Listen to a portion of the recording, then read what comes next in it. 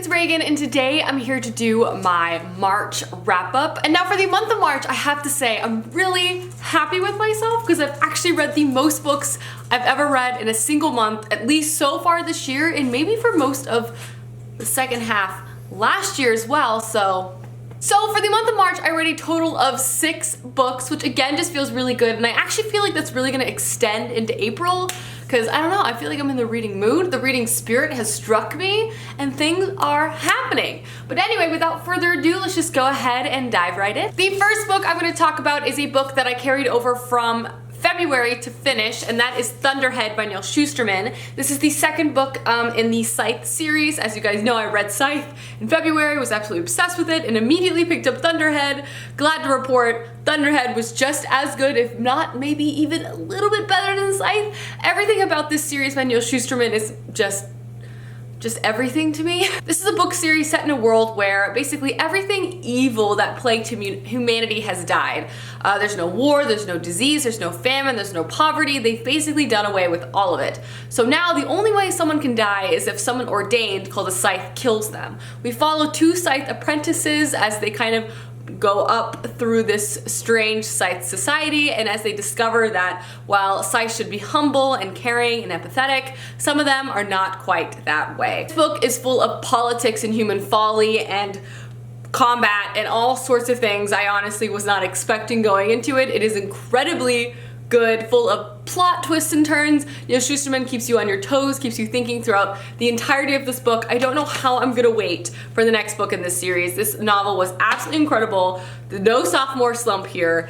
It was just amazing. If anything, this book was even better. I can't say anything because spoilers, but if you haven't read Scythe, or you have and you haven't picked up Thunderhead yet, please do all of the above because it's worth your time. I obviously gave Thunderhead 5 out of 5 stars. The next book I completed this month was Children of Blood and Bone by Tomi Adeyemi. I do have a full non-spoiler review, which I'll leave linked down below, but this is a highly anticipated YA fantasy release that I also just loved. This is a West African inspired fantasy story that follows multiple perspectives. One of our perspectives, Zelly, recalls the day when magic completely filled the land. She could feel it in the earth, she could feel it in the water, she could feel it in the air. But she most remembers the day when magic completely disappeared, and the evil king that lives in this area made that happen. However, one day Zelly runs into a runaway princess, another perspective in this book, and they set out with Zelly's brother to basically try to bring magic back to the land. This book is full of everything I love about YA fantasy. It's multi-perspective, it has a wonderful rich world, it has a very interesting magic system, it's full of twists and turns, combat, it also has a journey plot line. I mean, they're moving throughout this world at a rapid pace, which is always something I really love. I love when people are kind of on a ragtag team to try to solve an impossible task and they only have each other and they have to get there quick. This novel definitely has that element to it, and I really enjoyed it. Again, if you want more information, I will leave my non-spoiler review down below. I gave this book a 5 out of 5 stars. Next book I picked up, I really feel like you guys are gonna be proud of my reading month this month. I picked up some long books that were also highly requested to read. But anyway, I picked up Tempest and Slaughter by Tamora Pierce. This is my first Tamora Pierce, not ever, but for a while. I haven't read a Tamora Pierce book for a very long time, and I have to say, just right off the bat, this book has just thrown me into wanting to read some of the Tamora Pierce series I have not read yet. But this is technically a prequel fantasy story that follows a very famous and renowned magician who appears in a later book series by Tamora Pierce, but as a young child growing up in the magic school, and he's a magic prodigy. He's very talented, and you follow him and his 2 best friends as they basically make their way through magic school, encounter all sorts of trials and tribulations, and deal with all sorts of like magic politics. I enjoyed this book. I will say it was a little bit slow here and there, but it was such a joy to read in a lot of ways. I mean, first off, it has a nostalgic factor. It's Tamora Pierce. I loved Tamora Pierce when I was a kid, so like falling back into her writing just felt really nice. That combined with the fact that we have a magic school, 3 best friends who are very talented and a little isolated, kind of gives you Harry Potter feels. But before anyone starts freaking out about how I just said the word Harry Potter with this book, it's nothing like Harry Potter, okay? But besides the fact that there is a boy and 2 best friends, one of them is a girl and they're in magic school. That's where the similarities end, but that doesn't mean I can't enjoy those tropes because I love those tropes. But yeah, reading about Aram as he's a young boy growing up and discovering all of his magical talents was a great joy. I loved the setting, I loved all the different magical teachers that we also encountered. Again, it had bits of slow points, but ultimately I really enjoyed this book, and I am currently reading Wild Magic, which has Aram as an adult, and I can't wait to binge read that entire series. But I really enjoyed this novel. I can't wait for the next one, as I believe this is the first book to a new series by Tamora, and I can't wait.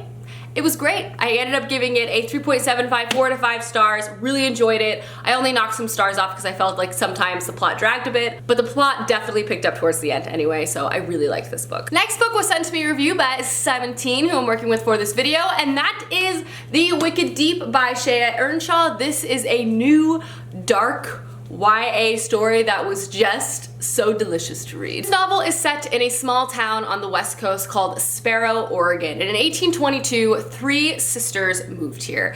They were known for a lot of things, from basically seducing the men in town, owning their own business, and basically being the button-up women they should be in society. And because of this, they ultimately were accused of being witches and had stones tied to their ankles and drowned in the harbor. Ever since the Sparrow sisters' drowning, the town has been cursed. And they essentially enact their revenge on the small town by possessing 3 girls in the city and essentially using their bodies to seduce boys throughout the city and drown them in the harbor like they were drowned all those years ago. The thing is with this novel, it happens every year. No one knows whose bodies are possessed by who, and they don't know how many victims they're going to take. Now, present day, we follow our main character, Penny Talbot, who obviously has lived with this curse her entire life. She knows it happens every summer. The town has kind of had an acceptance with it. They know it's coming, they know when it ends, and they just kind of grin and bear it, however tragic it may be. However, when a new boy arrives into town, Penny can't help but feel like he doesn't know what he stumbled into with this curse, and she feels like she wants to go out of her way to help protect him. This is a story full of mystery, intrigue, revenge, murder. It's a dark and delicious little novel. You read from the perspectives of the sisters, both in the past and in the present. You don't know who the sisters are possessing and who's going to be their next victim. Therefore, you're like flipping the pages and are incredibly like gripped and nervous. That being said, I felt like this book was incredibly creative. I really loved the dark and eerie setting. The Sparrow sisters and their possession of the girls in town, I just felt like was such an interesting and dark twist. That being said, I really enjoyed this book. I read it in one sitting. I just wanted to know what was gonna happen next, and I ultimately gave this book a 4 out of 5 stars. I would really recommend this novel. I thought it was dark and also like beautifully written. I love a good witch story. The next novel I completed was Magnus Chase and the Gods of Asgard, The Ship of the Dead. I finally picked up this 3rd novel within this trilogy, question mark? And I'm so happy I did. I've been putting it off for some reason for too long, and I finally got my life together and picked it up. If you're not familiar, the Magnus Chase series is Rick Riordan's Norse mythology, like, series.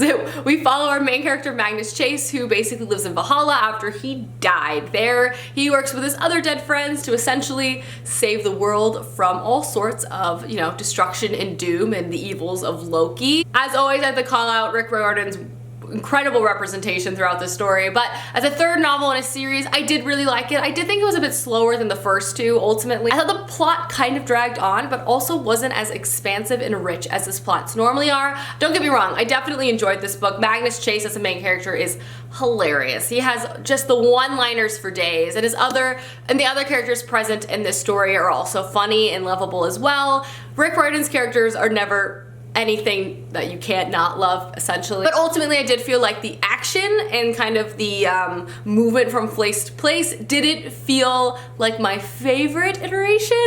That being said, I did really enjoy this book. It's not something I would not recommend at all, but it was definitely my least favorite in the trilogy. I did think it wrapped everything up pretty nicely, and ultimately I gave this book a 3 out of 5 stars. I thought it was good. It wasn't as great as books normally are, but I did enjoy it. And the last book I completed this month was just so good. Another dark witch novel, and that is The Price Guide to the Occult by Leslie Walton. First and foremost, does anyone know if this is the first book to a series? Because I feel like it might be, but it could also be a standalone. Sometimes things are confusing like that. So this is another witch-centered story. I love dark witch-centered tales. This is another book with delicious writing, dark atmosphere, and everything you want in a witch YA novel. This novel is also set in the Pacific Northwest, but before you draw too many comparisons to The Wicked Deep, these novels are very different from each other, but they do both have really dark, rich atmospheres with witch elements. So if you like things like that, I would definitely recommend both of these books. But this is a story that follows our main character, Nor, who all her life just wants to be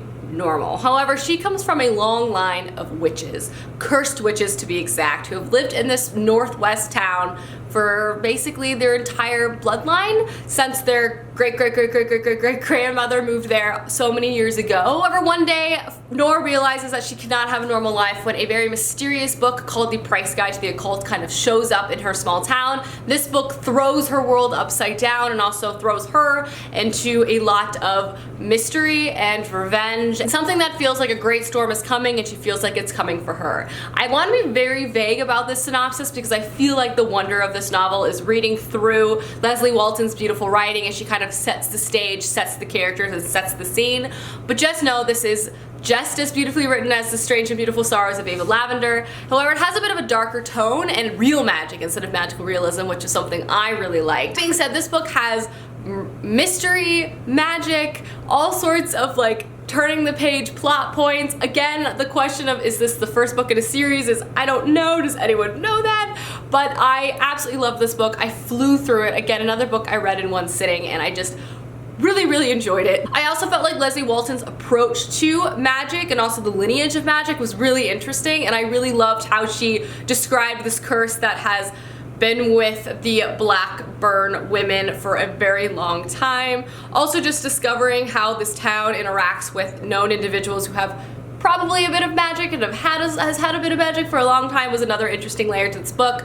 Ultimately, I really loved this story. I could not recommend it more. I hope there's another one, and I gave this book a 4.5 out of 5 stars. Alrighty guys, that is my March wrap up. I know I read 6 books, so I'm sorry if this video was a little long. Anyway, I hope you guys enjoyed. Let me know down below some books you've read recently that you've really enjoyed, as I would love to know, and I'll see you soon with another video soon. Goodbye!